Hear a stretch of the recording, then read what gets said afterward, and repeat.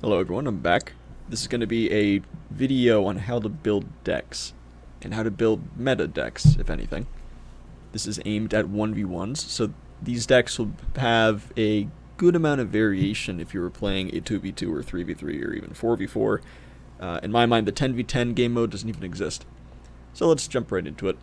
First thing to note, if you haven't known this before, this button here is your new best friend when you're making decks. You can filter by whatever you're looking for. So if you're looking for what supply vehicle is best, you just click that, and you look at nothing but that, because sometimes you can get completely overwhelmed with all the unit choices. And if you don't know what you're looking for, it can be really confusing to have to sort through everything. So, in a 1v1, something that you definitely want is two groups of CVs. You want something like a Jeep, something that's cheap, that's also spammable, because you don't want to run out of CVs. I have actually won 1v1s because the opponent just doesn't have enough CVs, or if I kill one of their CVs, they just, well, that's it, I can't come back from that. So you need two groups. Now, you can have some leeway in what your second choice is. The first one, it's pretty mandatory for it to be the spammable one, which is usually Jeep. But the second one, you can either have it be infantry, and there's a lot of different carriers for it, or you can have it be a tank. The wheeled ones that are slightly armored, I think, are just a waste. Because when you're bringing these in, what you're basically saying is you need something specialized. And so there's something to be said for command infantry, and something to be said for a command tank. The nice thing about the command infantry is it's going to be extremely difficult to find. In a lot of maps, you can stick it in a building somewhere, and if it's somewhere they're not usually, the opponent will have a hard time finding them. The tank, on the other hand, is very useful for places that they know where it's going to be, and you can't really put it anywhere else, and you just want it to survive. Like if you're getting bombed a lot, if they're mortaring a lot, it's really nice to be able to stick in a command tank. So, personal choice here, I find that the infantry is more versatile for me, and it's also cheaper. And I take it in a helicopter as well, because sometimes, on some maps, it's possible to bring it around to where the opponent has their starting point. And if you can get a group of infantry there, or a CV there, you basically win the game. So it's useful to just have that, but also the helicopter is quite good. It's extremely fast. It comes with rocket pods. If you're going to bring in an infantry CV, it's nice to at least have a carrier in which you can use for other purposes. So that's that. So how do you choose good supply? Helicopters are indeed a choice, and again, this is pretty much a preference. There's not really a strong meta one way or another. The trucks are definitely easier to use, so I would say most people lean towards those just for that reason. And then even amongst the trucks, you have a good variation of choice. Do you want and here's how it generally works, is if you have a truck that has a lot of supply, you can see here this one has 1750 supply, you're not going to get as many of them. I only get 6. If you get this truck, it only has 800 supply, but you get, let's see, how many do you get? You get 10 of them. So what kind do you want? Personally, I like having the 6, just because you don't have to micro them back and forth as much. And you'll notice I don't have a fob. In a 1v1, it's pretty rare that you're actually going to use it, and it's pretty rare you're actually going to use all of your supply trucks. You'll probably only use all of them in maps that are extremely infantry heavy. Otherwise, you might not even bring one in at all. So, generally, again, it's up to you, but I like the 1750 best. It's a little more expensive, but it's more than twice what this one is. So you need to bring in more than 2 of these to equal what just one of these is. So I like that one. Infantry. What I've been finding lately is in 1v1s in particular, the best infantry you can bring in is the most elite infantry you can, in the cheapest carrier you can, that also offers a lot of versatility. This one here is entirely a personal choice, and I like this one for shenanigans, basically. The Legion 90 have a good ATGM, and it has decent range. And so how I like to use this is just when I'm starting out on a match, I will send this forward somewhere to where they're not supposed to be, and harass the opponent, basically, so that I can get a stronger hold on places with my actual infantry. And infantry is probably the tab wherein you'll have the most specialization depending on how you like to play. If that's not really your thing, you can bring in more of the elite infantry. You can also just bring in a straight ATGM infantry. And again, so this is an excellent example of where you should definitely use this sort button. Because if you don't, dear God, look at all the choices, you can drive yourself mad. So you kind of want to break it down a line and think about what you want in your deck. Do you want some Kneepads? Well, let's just look at nothing with the Kneepads. It's much easier. And then you know that these are the same units. Everything here. The only thing that's different is the carrier. So you can say, okay, I like the Mistral best. Now, what do I want to bring it in? Do I want a helicopter? Do I want a VAB? So you can think about it. I personally like to usually almost always have some Kneepads in my deck because they're excellent against helicopters. In my mind, they are the definitive counter to any kind of heli rush. Simply because if they're hidden, they can kill 2 or 3 helicopters before they're even spotted, which is fantastic, and not a lot of other AA can do that because they'll fire off one rocket and instantly be spotted and taken out. So that's generally why I bring them in there. It's just as a insurance, basically. And I bring them in the Fox Milan because I can also get a good vehicle out of it. So those are the two things you really have to keep in mind with the infantry tab, is what the infantry is, how good it is, how specialized you want it, and then what you're bringing them in. Is it cost effective? Like, for example, with the Panzergrenadiers, you can bring them in the Marauder 2. Personally, I'm not a big fan of the Marauder 2. It takes 60 points to bring in a Panzergrenadier. Panzergrenadier 90, 65 points. That's a lot of points for one unit. And usually you want to bring in infantry in a double stack. That's a lot of points. Do you know how many Fallschirmjäger 90s I could bring in for that? Quite a bit. I could probably beat the in a battle where it's their Fallschirmjäger 90s and the Marauder 2s against my Fallschirmjäger 90s. I could probably beat them just because I have more infantry. Or if it's something cheaper, like the Panzergrenadiers. Did I say their Panzergrenadiers 90? I think I confused the units. If it was my Fallschirmjäger 90s against their Panzergrenadier 90s, I would probably win. Not only that, but mine are elite, and Panzergrenadiers are just shock infantry. So you want to take that into account. But again, a lot of this is playstyle. I have also found to be particularly effective reserve infantry combined with engineers. I found they'll actually beat anything but bombs. Just because you have a massive reservist infantry that on its own is really horrible. But you add in the Sapiers, and they'll kill everything. Because Sapiers are designed to do really well against infantry. So again, it's just preference. There's a lot of different possibilities you can do, but I find that the overriding meta right now is elite infantry as you can possibly get in cost-effective carriers. And I have a few different options here. So Panzergrenadier 90s, I have 2 cards of them. And one of them is in a Marauder 1, simply because I can spam it. But also, the carrier is useful against other units of infantry, which is part of the equation. And the other one is also good if I need an ATGM and I also need infantry. I can just bring in 2 cards of this and I'm good. So a lot can be said about infantry, but I'm going to leave it there. The support tab. Incredibly important. A lot of versatility here. Depends on your playstyle a good deal. If you're just starting out in a game, I would almost recommend not having long-range AA if you're not really good at microing.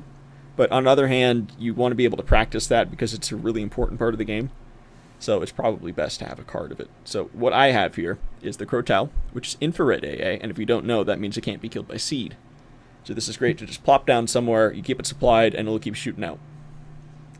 It's also particularly good for if you're doing some kind of heavy push, and you're not able to micro it all the time. These will shoot whether or not you're there. You don't have to turn them on and off. Mistral, similar story, but it's also extremely effective at killing helicopters. Similar to the Fliegerfaust. The Roland 3 is mostly for taking out airplanes. And then a mortar. A mortar you should pretty much always have in most decks of any kind. Their versatility is great. If you're up against a lot of infantry, you can bring in all of your mortars and just mortar them to death. And smoke is where the versatility really comes into play. Any good push in this game should really be accompanied by smoke if you want to be super effective. If you're about to push towards a city, you want to lay down smoke first so that you can push in without dying instantly to all their rockets and machine guns and everything like that. But again, playstyle.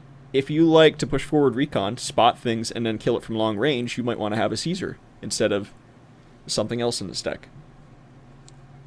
But generally speaking, nowadays I don't see very much heavy artillery being used. It used to be much more meta before. I'm not entirely sure why it switched, but I don't see it much. Tank tab. This is a very particular tank tab.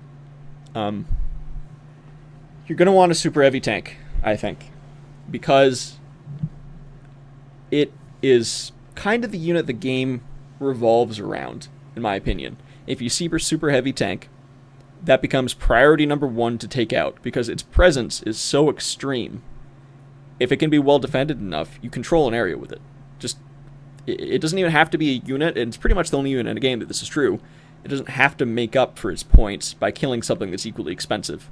Unless it's actually died, then actually would have been better if it did.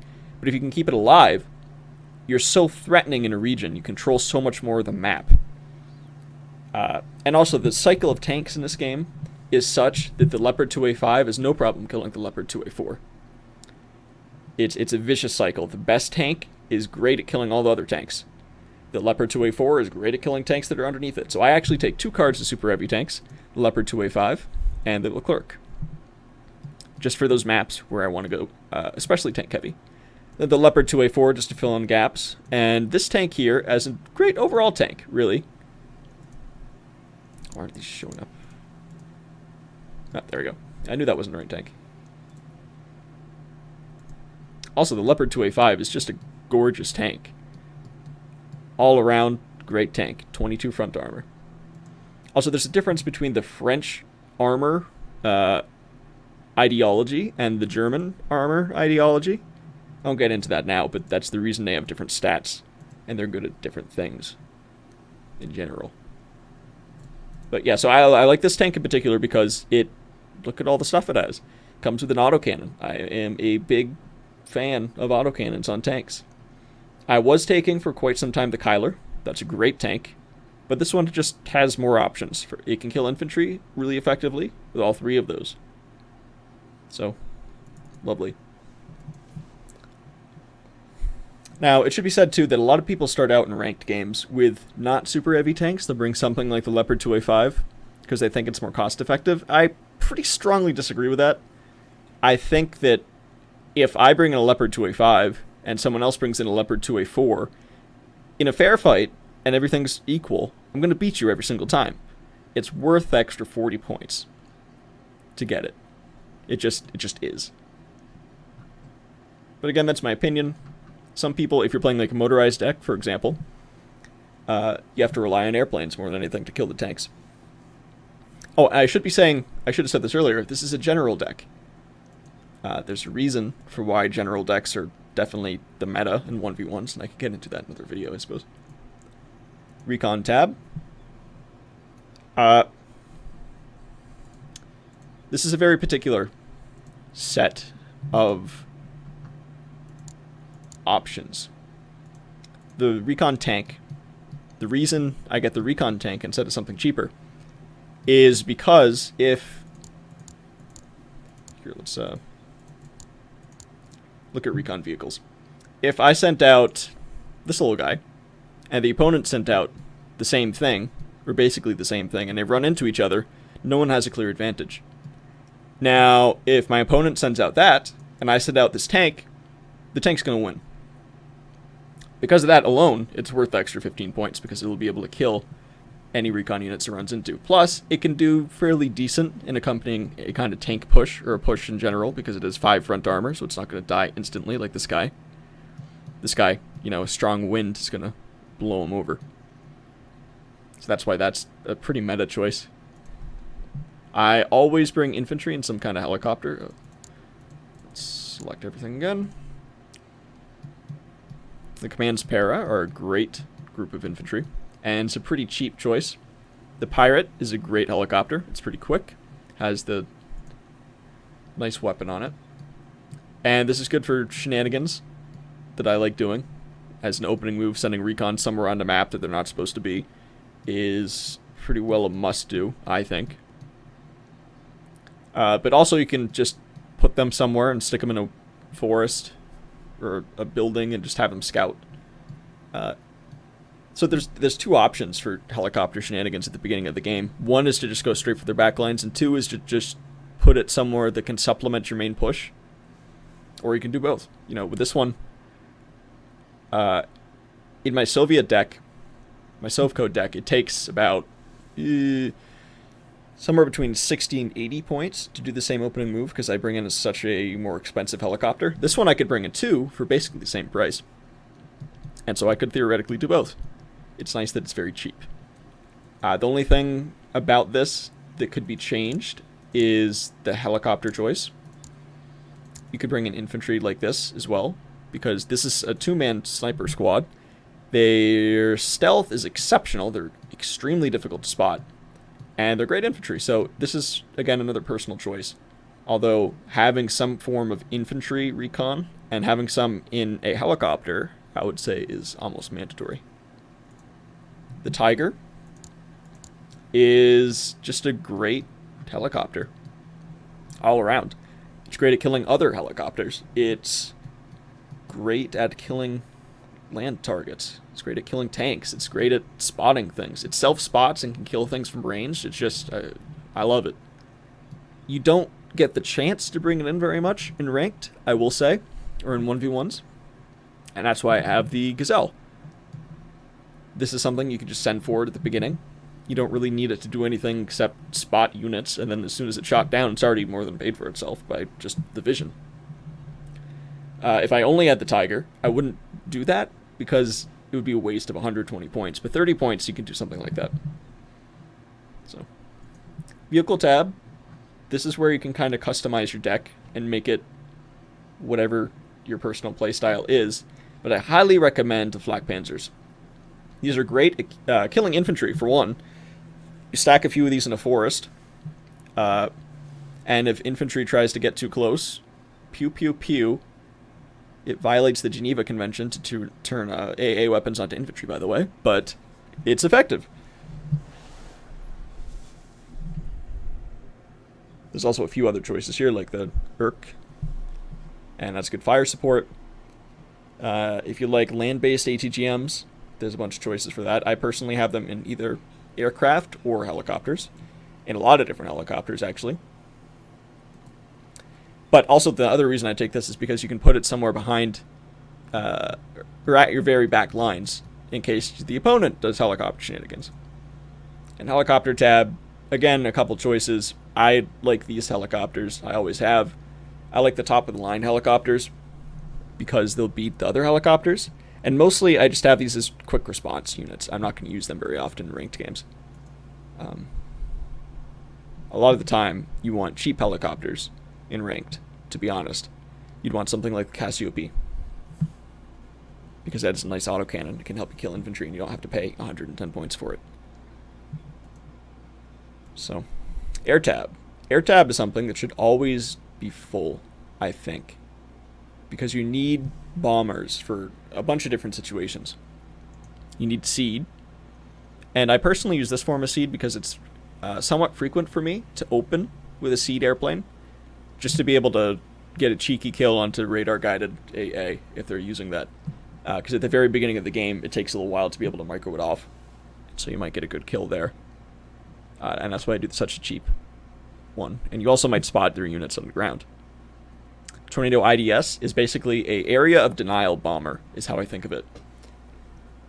You have 4 500-kilogram bombs, which is going to kill anything in an area. And that's how you react to like a 4-stack of Spetsnaz or something. You take a Tornado IDS and you bomb the hell out of it. And problem solved. That's also why you don't 4-stack your infantry, by the way.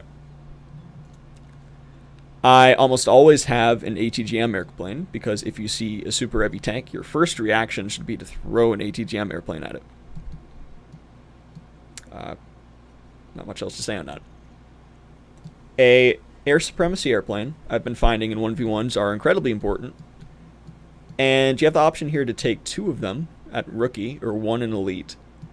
And I've been finding that 1 in elite is actually the better choice. And finally, I have napalm. I have 6 napalm bombs in this airplane. It's going to set everything on fire, and sometimes you need that to fight infantry. All that considered, you have a plane here for every situation you can encounter. If you're being overrun with infantry, you can bomb them with napalm bombers. If you're being pushed by a lot of tanks, you can use the F4F here. And you can also use helicopters to respond to them. It's meta in 1v1s. It's absolutely meta to have a full tab of bombers. It's just so effective a lot of the time. It's not, even if the airplane goes down, there's certain maps where if you bomb the right spot at the right time, you can kill almost their entire opening lineup. It's maybe not necessarily fair or within the game design to do something like that. It's kind of akin to smirch strikes at the very beginning of the game. It's kind of cheeky. But at the same time, it's not a guaranteed kill. Because they could easily be going somewhere else. They could easily be off by, 3 seconds and you'll miss and just, then you've wasted 130 points. So I'm not sure it's actually too cheeky. It's definitely frustrating if you're the opponent who gets bombed and you lose your entire force. That's never any fun. But yeah, so overall, I consider a lot of the choices in here pretty meta. If anything, what I lean too far on a scale on is my helicopters. I might have too many of them, and it might be a bit too expensive. I could easily take out one of these helicopters and add another recon unit. It's not a bad idea. And any deck is always in a constant state of fluctuation. I have probably between 40 and 50 decks, and I like to say that 98% of them are out of date, just because I change my decks so frequently. So yeah, that's about it. If you want me to take a look at any of your decks, feel free to send me the code, and I'll take a look and send you some feedback. Take it easy.